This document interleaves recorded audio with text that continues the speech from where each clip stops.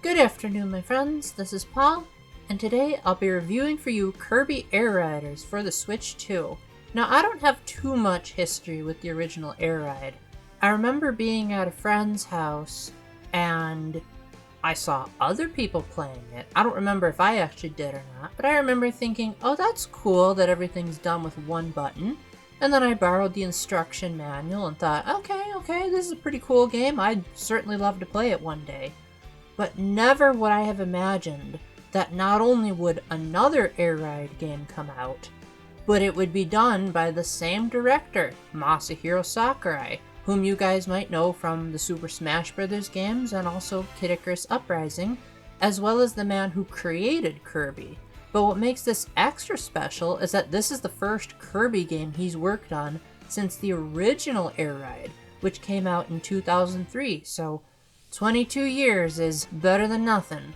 And it's really hard to determine what to classify this as, because it's another Air Ride game, but at the same time, it feels like it's a brand new game and not just a remake. So as a result, I'm going to treat it as a brand new game. And besides, I've never played the original Air Ride, so I'll be coming at this completely fresh with very few comparisons apart from just what I've heard. So first and foremost, what made Air Ride such an interesting experiment back when it came out was the fact that everything was done using only one button. Your Air Ride machine moved automatically along the course, and you would press, at the time it was the A button, to do a boost charge, where you'd be coming around a corner, and you'd stop and you'd drift just a little bit, and then you'd redirect the direction of your machine, and then once you let go of the boost button, you'd receive a huge burst of speed. You would also use this button for when you're gliding off of a ramp, you could quickly shoot back down to the ground. If there was an enemy nearby, you would inhale the enemy. And there was just a lot of micromanaging of various little things that you would do all with one button, and somehow it all flowed very seamlessly. And in this game, that's more or less exactly the same. Boosting around turns is really satisfying, especially when you know when and how to boost. Sucking up enemies is a blast as well, because it's nice to line up your shots so that you either suck up as many enemies as possible and then spit them out at an upcoming enemy. And knowing when to keep gliding and when to quick drop is also nice, because sometimes there might be boost ramps that you want to drive over. And the courses feel really great too. Like, some of them feel a little bit claustrophobic, maybe compared to other racing games that came out this year. But at the same time, the course design feels so dynamic. Like, there are a lot of really cool camera angles, and the visuals are absolutely stunning, especially when there's water or a sunrise. That seems to be a theme whenever I praise the graphics in games. One thing that's a bit unfortunate is that if you have a machine that has really good gliding stats, you can't really break the game per se, as there will be these grids that appear that say, you're going out of boundaries, which in some cases it can feel a bit frustrating, but at the same time, it's also good for newbies that might be first getting into racing games or video games in general, because you really can't fall off the edges of these courses, and if you do, you have to be particularly bad. Like, you really have to go out of your way to actually fail in an Air Ride course. Now, what's cool about this particular entry is that every single course from the previous Air Ride game has returned, and they're all completely graphically remastered, and for the most part, it was really hard for me to tell the difference between the new courses and the old courses, because they all had such a great sense of cinematography, and so many cool things were happening in the background and in the foreground. The courses felt alive, for lack of a better word. But, of course, one thing that kinda helped me to figure out which courses were the retro ones were the music, as a lot of the new tracks used much more high-end synths or even real instruments in many cases, whereas the old tracks sort of tried to do real instruments, but yet at the same time a lot of them were very compressed. And it's like, oh, okay, that's the typical Kirby sound font that we've come to know and love. One thing that's really cool is that each track has an alternate song that plays. In the case of the new tracks, they're all remixes of familiar Kirby songs, and in the case of the old ones, they are just flat out other Kirby tunes that are ripped straight from the games, and in some cases, you can even listen to some of the Kirby remixes from the Super Smash Bros. Series, which I thought was particularly great. Now, I'm not going to show any of the retro courses because they are unlockable, so they would technically be a spoiler.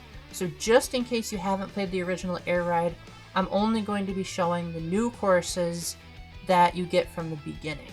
So don't worry about all the surprises in the game. I will keep them as, well, surprises. Now, there are a couple of new things that Air Riders has added to the experience to make it seem more grand and more exhibiting the characters' personalities. In the original games, your primary characters were just different colored Kirbys. You would eventually be able to unlock Meta Knight and King Dedede, but they'd have completely different play styles and they would just feel like alternatives to the normal experience. In this game, not only did Sakurai want to make it more personal who you chose, but he added way more characters and a lot more vehicles that you could try out. Just about every popular character or enemy in the Kirby series is here, except for Elfilin for some reason. But for the most part, if you know of a classic Kirby character, I can almost guarantee that it's here in some form.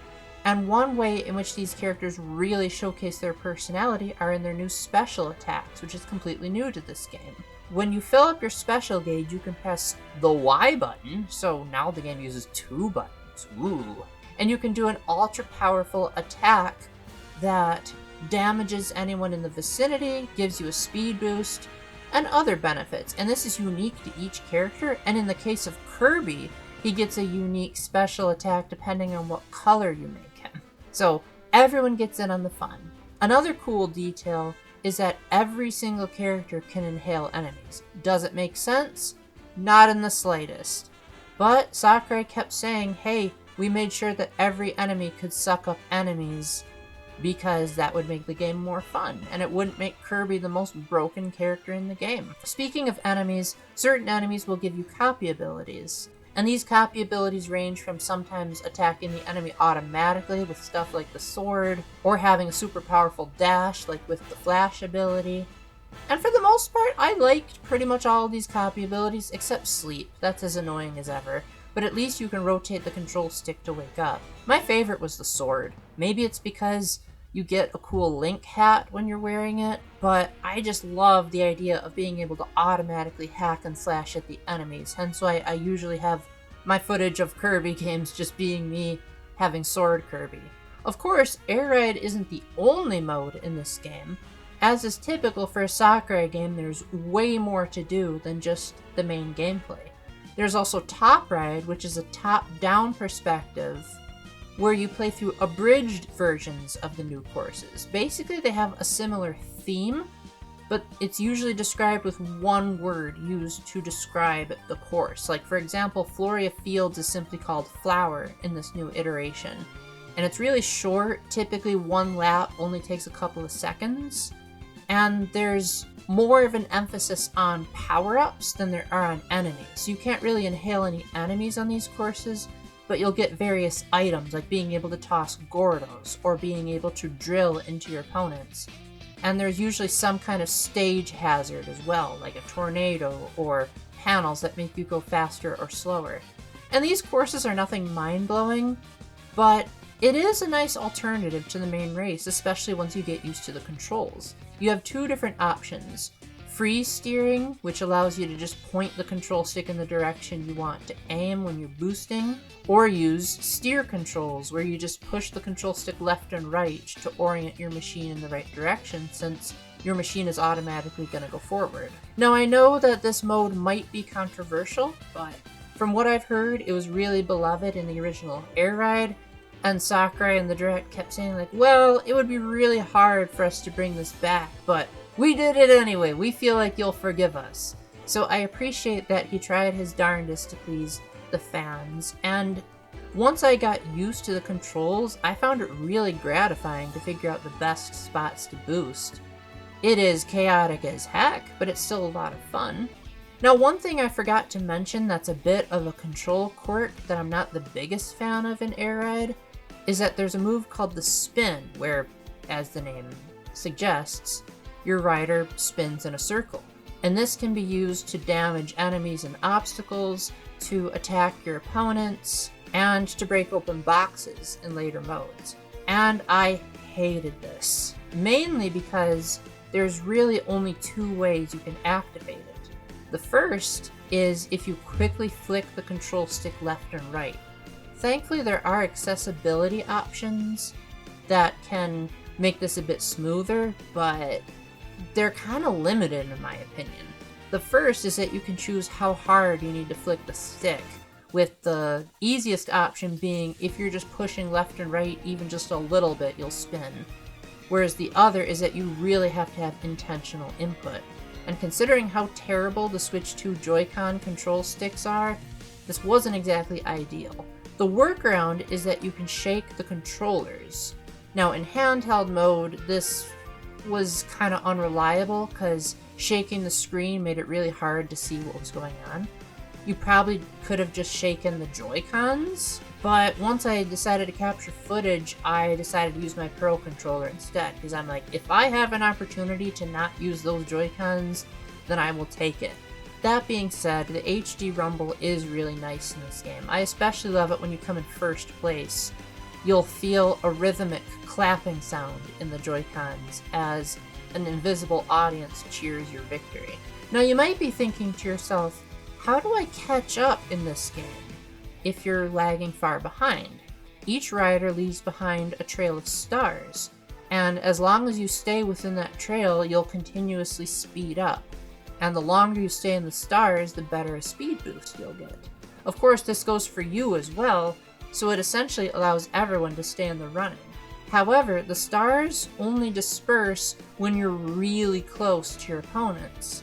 So if you're far behind, what are you supposed to do to catch up? Well, first off, defeating enemies will give you a speed boost. Boosting around corners will also boost your turns. Doing a perfect landing if you land parallel to the ground, if you glide for a bit, will also do that. There's boost panels. Attacking your opponents can give you a speed boost. So there are a variety of things that you can do to offset being in last place. But just in case that's still too hard for you, there are accessibility options, such as having a boost if you're too far behind. So the game does allow you to do quite a lot of mixing and matching to make sure the play experience is customized to your liking. There are options for if people are motion sick. There's options to remap the controls, just in case, say, you only have one hand. You can play the game one-handed if you want to. The only accessibility option that I noticed wasn't there that was a bit frustrating was the ability to map the spin to a button.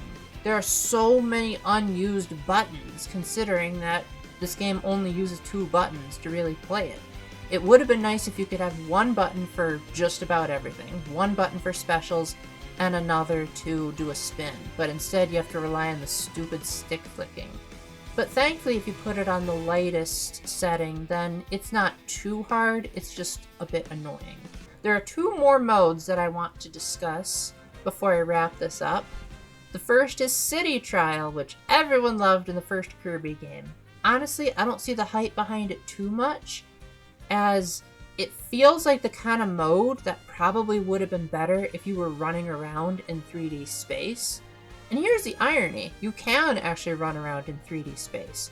If you don't like the machine you're on, or if you get damaged too much, you can actually hop off and run around and jump in full 3D, which feels very nice. It actually feels even nicer than Forgotten Land did. But there's not really anything you can do when you're running around without the machines. The machines are how you attack just about everything. You'll see various power-ups scattered throughout the arena, and a lot of these are carryovers from Top Ride, but others are stat boosts that, as the name suggests, will power up your machine. So like you can get more speed, more defense, more gliding, etc. There are these boxes that you can break with either power-ups or the dreaded spin attack, and these contain even more goodies inside of them. There will also be random occurrences within the city, such as the sky raining down Gordos, maybe a boss battle will occur, maybe there will be a race to the finish, and it's nice that it keeps things fresh so that you're not just exploring the same city all the time. Speaking of which, the city is completely new this time around. It's not just reused from the previous game. It's a giant island called Skya, which has a variety of different landmarks that you can orient yourself really nicely. And if you have the right statistics, you can even find other areas to explore that aren't immediately visible. And Skya is a nice place to explore. And just in case you don't like the city trial mode, there's a free run mode where you could run around it at your leisure, and there's even a special machine that has maxed out gliding capability so that you can even explore the skies and get to the secret areas.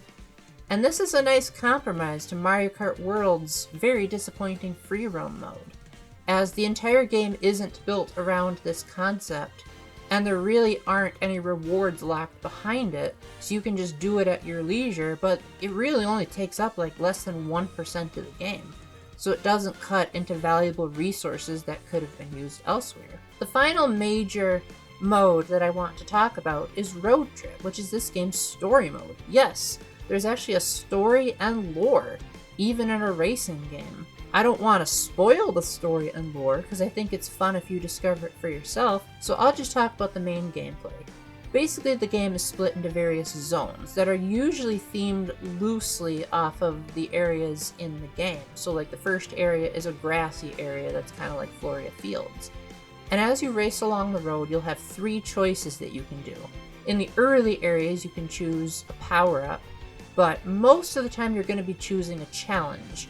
Each challenge will have the reward listed next to it, and it'll also say what course you're on as well as a description of what you have to do.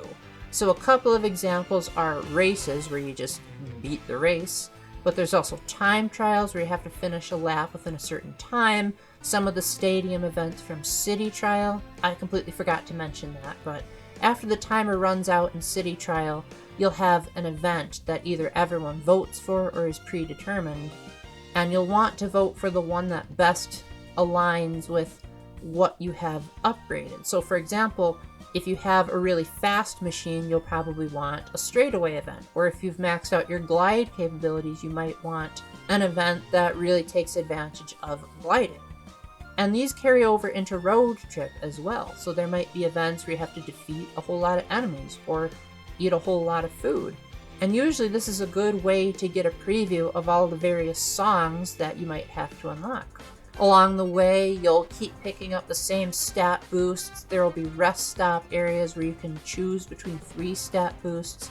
And after each rest area, you'll also be able to pick and choose one of the machines that you've gathered along the way, as your goal is to just pick up as many machines as possible and switch between them at strategic intervals. There are 3 difficulty levels to Road Trip. On the higher difficulty levels, you'll lose currency as you lose the matches. But on the lowest difficulty, there's no penalty. You'll just choose to either retry or start over at the nearest checkpoint if you think the challenge itself is too hard. And I think the difficulty balance is really nice. On the easiest difficulty, it's challenging enough, but also it's easy enough where if you just want to breeze through the story, you can do that. Along the way, you can also find shops where you can spend that currency to get different power-ups, and sometimes you can even buy whole new machines. And it's great to constantly micromanage how much do you want to spend, because do you want to be super powered up in the next match, or do you want to conserve your coins for the next machine? Now you might be thinking, what if I just really like the default machine? Why do I need to collect others? And that's because you can get the true ending by collecting all of the machines. And I'm not going to spoil why that's the case and what happens when you do that, but it is totally worth it. The normal ending is still pretty good, but the true ending is absolutely phenomenal, with some amazing set pieces and some great callbacks if you know where to look, as well as some absolutely spectacular music. Overall, I think Road Trip is a lot of fun.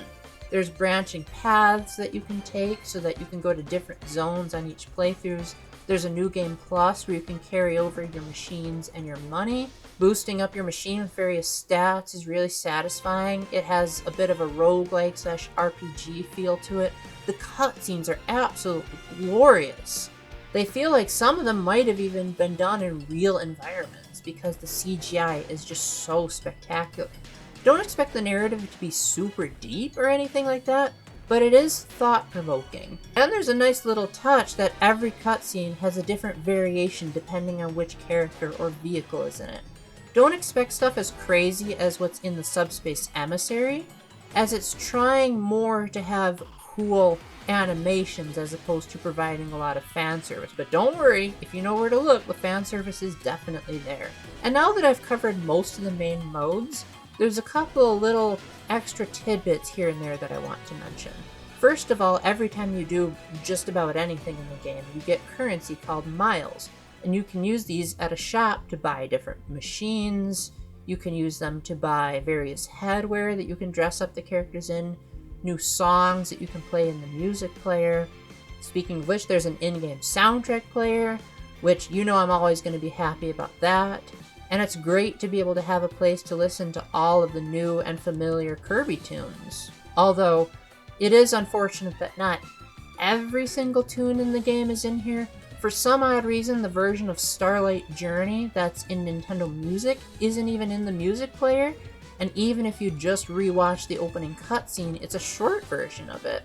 So I wonder if maybe Nintendo's like, if you want the full version of Starlight Journey, you have to have Nintendo Music, or Nintendo Today. So, yay for Nintendo being control freaks, as always. There are also gummies that you can collect that are modeled after the various machines, and you can play a sort of mini-game, for lack of a better word, where you have this Kirby icon that can fire gummies, it can absorb them like a magnet, you can get a sword and twirl them around. And this is a great showcase of the Switch 2's ability to really maximize the power of Super Mario 125, as each individual gummy behaves and moves completely differently, and the physics feel very, very convincing. Is it a throwaway mode that you could probably spend like 2 minutes in and call it a day? Yes. But it is still a neat little way to incorporate trophies into the game, kind of like the old Smash Bros. Games did, in a fun and creative way without using up too many resources.